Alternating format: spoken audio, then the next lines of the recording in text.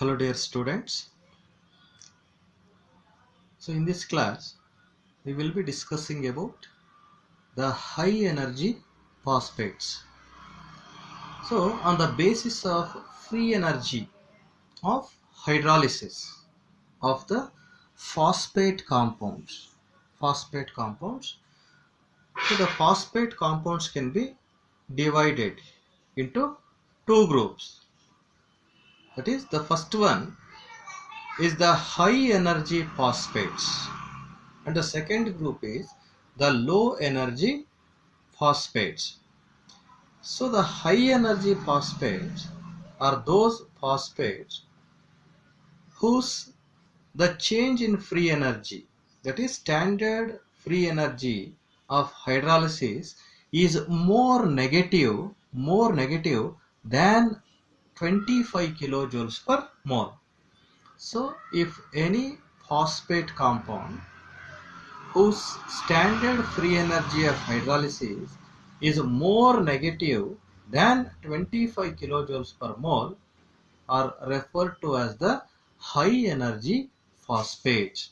So if the free energy of hydrolysis is less negative than the 25 kilojoules per mole, then such phosphates are called as the low energy phosphates. So in case of low energy phosphates, the standard free energy of hydrolysis is less negative than 25 kilojoules per mole. Okay, so therefore on the basis of the standard free energy of hydrolysis, so the phosphates compounds can be divided into high energy phosphates and low energy phosphates. If standard free energy of hydrolysis is more negative than 25 kilojoules per mole, so then such phosphates are called as the high energy phosphates. If the standard free energy of hydrolysis is less negative than 25 kilojoules per mole, then they are called as the low energy phosphates. So for high energy phosphates, so we can consider the example of ATP molecule. So that is adenosine triphosphate molecule. So let us discuss about the structure of this ATP molecule. So that is adenosine triphosphate molecule. So here you can observe the ATP molecule is made up of three parts. It is contains three parts. So one is the adenine part. So this one is the adenine part. So this is the ribose part, and this is the phosphate part. So this the ATP is the principal substance used for the exchange of intracellular energy. So therefore, the ATP molecule is referred as the universal currency of free energy. Okay, so the ATP molecule is referred as the universal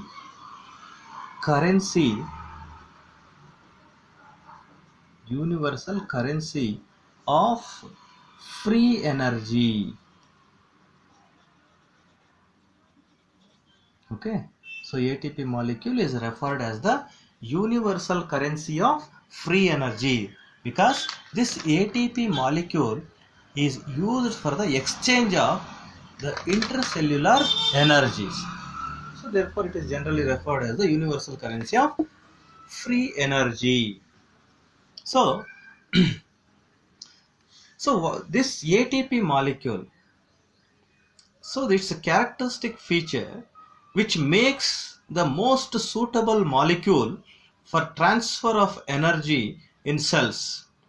So ATP has a large free energy change for hydrolysis. Okay, so see here, when the ATP molecule undergoes hydrolysis, so one ATP molecule, when it undergoes hydrolysis, so that is ATP, so when it undergoes hydrolysis, it forms ADP, adenosine diphosphate, plus one inorganic phosphate.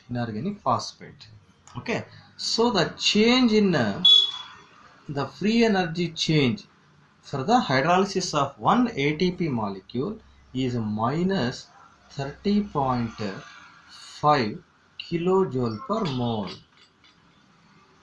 Kilojoule per mole. So that means the ATP molecule has a large free energy change for the hydrolysis.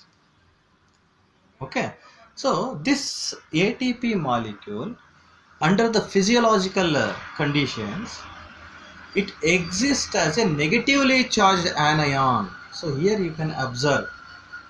Okay, so under physiological conditions, so the ATP molecule will exist as a negatively charged anion with the units of charge due to the ionization of this phosphate group.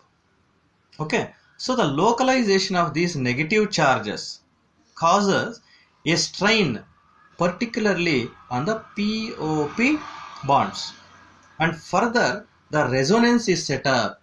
So here you can see, so a resonance is set up in the molecule which destabilizes the phosphate bonds. So these phosphate bonds gets destabilized. So and also there is a competition. Okay, so there is a competition between the two successive phosphorus atoms, these two. So these two and these two. Okay, so if you consider these two phosphorus atoms, so there is a competition between these two phosphorus atoms, okay, for the unsharing electron of the oxygen atom. Okay, so there is a unsharing of unshared electron pair on the oxygen atom. So for this electron pair, a competition will establish between these two phosphorus atoms. Okay, so the competition for that means the competition was established by the presence of the partial charge, partial positive charge of each phosphorus atom. So here you can see the phosphorus oxygen. Oxygen is more electronegative than the phosphorus atom. So therefore the more electronegative oxygen atom will acquire a slight negative charge, and the less electronegative phosphorus will get positive charge, slight positive, partial positive charge. Okay. So because of the partial positive charge, okay, so partial positive charge on the successive phosphorus atoms, so a competition will be established between these two successive phosphorus atoms for the unshared electron pair atom of the oxygen atom. So therefore this competition between the successive phosphorus atoms for the unshared electron pair of the oxygen atom will make this phosphorus oxygen bond weak. So that means it gets destabilized. Okay, so it gets destabilizes the phosphorus bond.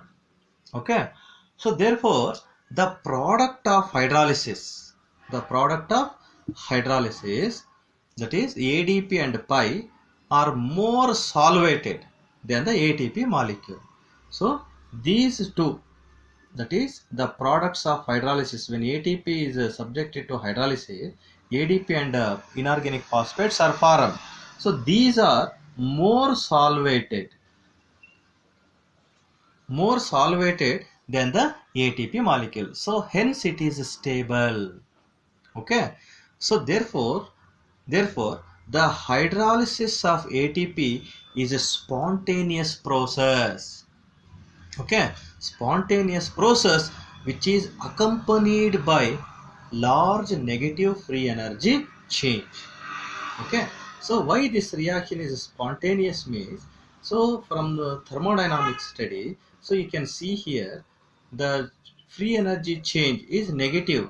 So therefore the process of hydrolysis of ATP should be spontaneous. And also one more reason for the stability or the spontaneity of this reaction is that the products of hydrolysis, so that is ADP and inorganic phosphates which are formed, are more solvated than the ATP.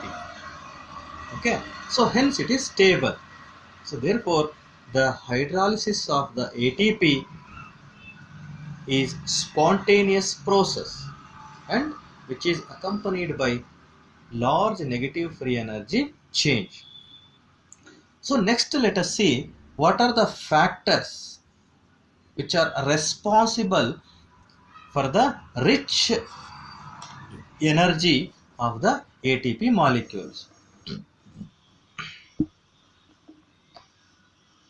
Okay, so here again we can see the structure of this ATP molecule.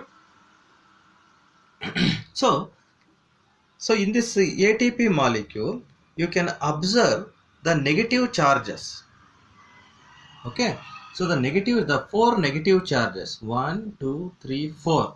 So the four negative charges which causes strong repulsion and destabilizes the ATP molecule. Okay, so these negative charges will repel. So there is a strong repulsion between these negative charges which destabilizes. So which destabilizes the ATP molecule. ATP molecule. Okay. So the first factor for the energy rich nature of the ATP molecule. So the first factor is the electrostatic repulsion. Electrostatic repulsion. So how this electrostatic repulsion makes the ATP molecule energy rich. Okay, so the unit of the ATP molecule has four negative charges, 1 2 3 and 4 negative charges. So these four negative charges causes strong repulsion. They causes strong repulsion. So this repulsion makes the ATP molecule to get destabilized. So this repulsion destabilizes the ATP molecule. So when the ATP molecule gets destabilized, so it undergoes hydrolysis easily. So this is the first reason for the rich energy of the ATP molecule. So next factor is the opposing resonance.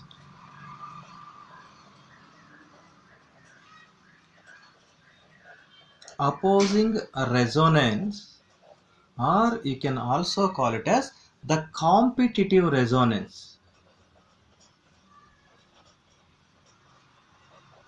Competitive resonance.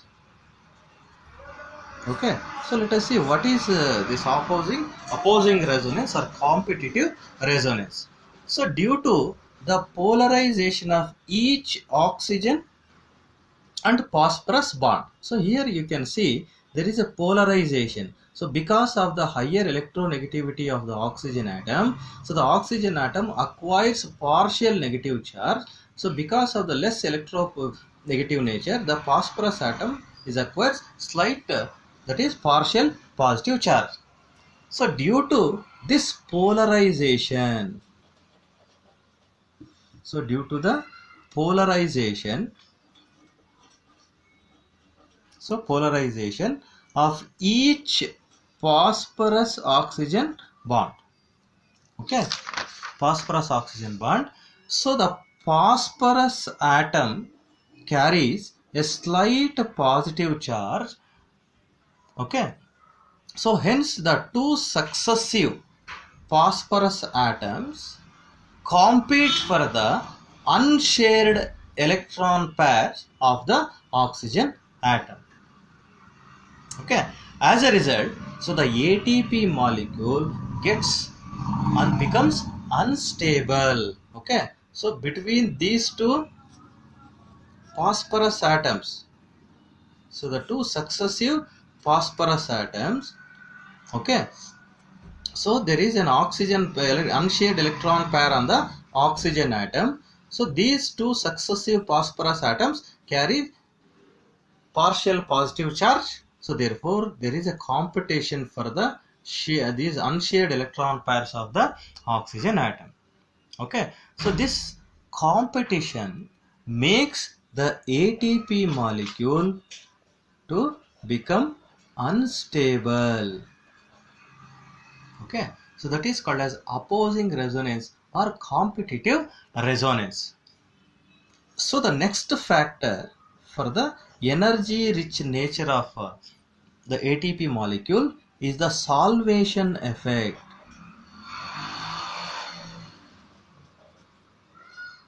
Solvation effect.